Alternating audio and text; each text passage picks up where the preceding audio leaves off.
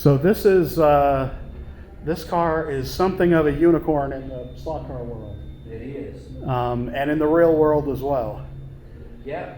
Tell me about how it's such a crazy, innovative idea. And it kind of began and ended with this. I mean, there was another car or two that had the idea of the fans downforce. We've got a new book in the gift shop, which is it's the life of Jim Hall. Mm-hmm. And that whole first chapter is about his teenage love of aircraft. Mm. And he crashed a P-51 Mustang at an airport in Dallas and lived through it. But even before that, Jim Hall was a teenager and doing acrobatic air shows. But after the crash, his brother is the one that made contact and made friends with Carroll Shelby and started the exotic car dealership in Fort Worth.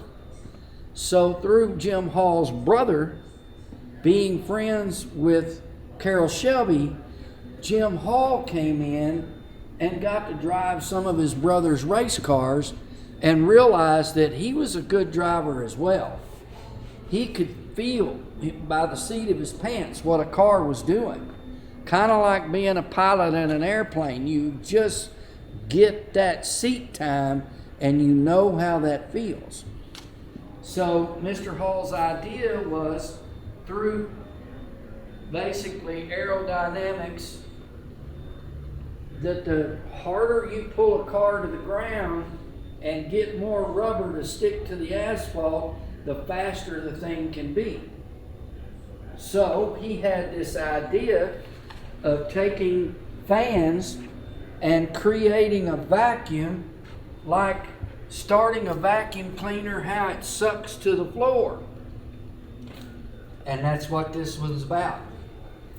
You've got the cooling fans off of an M1 Army tank turned backwards, tied to a snowmobile engine, 500 cc's, that basically, you see that black knob right there?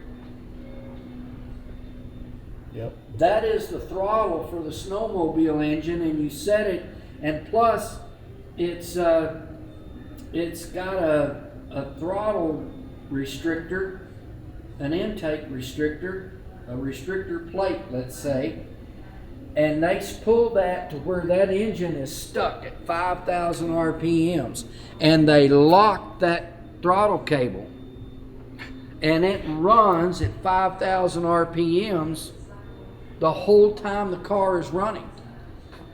And then the 427 big block engine is controlled by the driver to get around the track. Amazing idea. How many races did this car participate in? It was only in 4 races.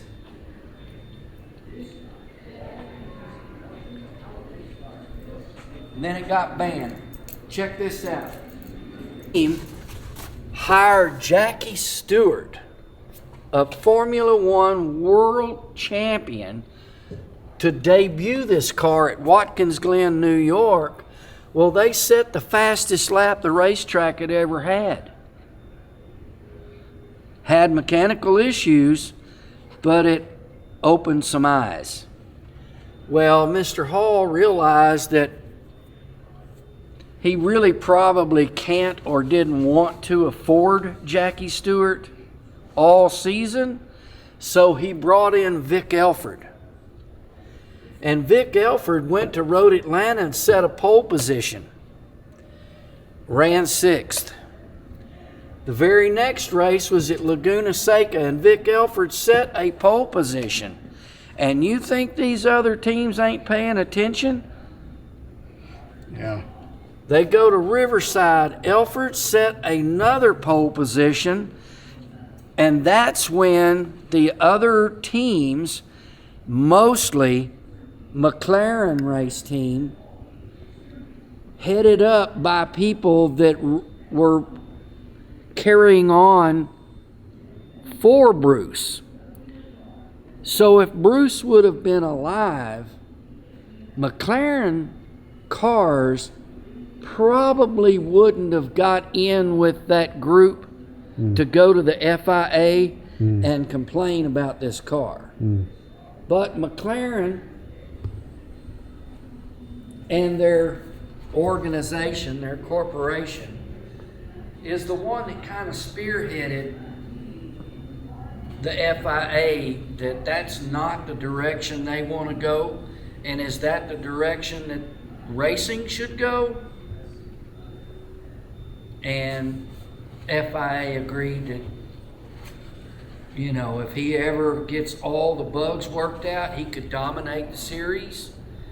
And to be able to keep that from happening, the other teams were going to have to transition into something like this, and they did not want to do it.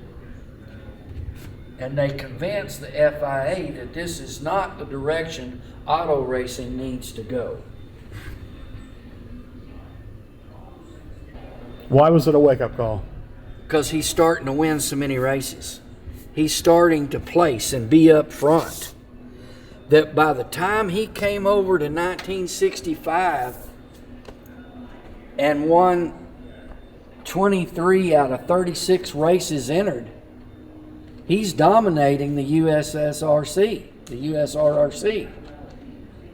Well, that domination from all the people that go watch races in all these places became fans of that car.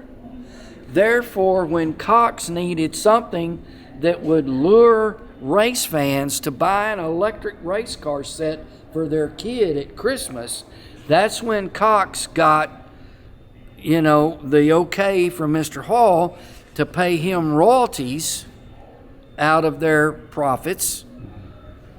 That helped Mr. Hall's racing team, the monetary addition. So Cox was a nice integral part in helping Mr. Hall continue from the Chaparral 2 to the D to the E and forward. A name like Chaparral and a name like Cheetah makes it stick to a 10-year-old kid, you know? They get it.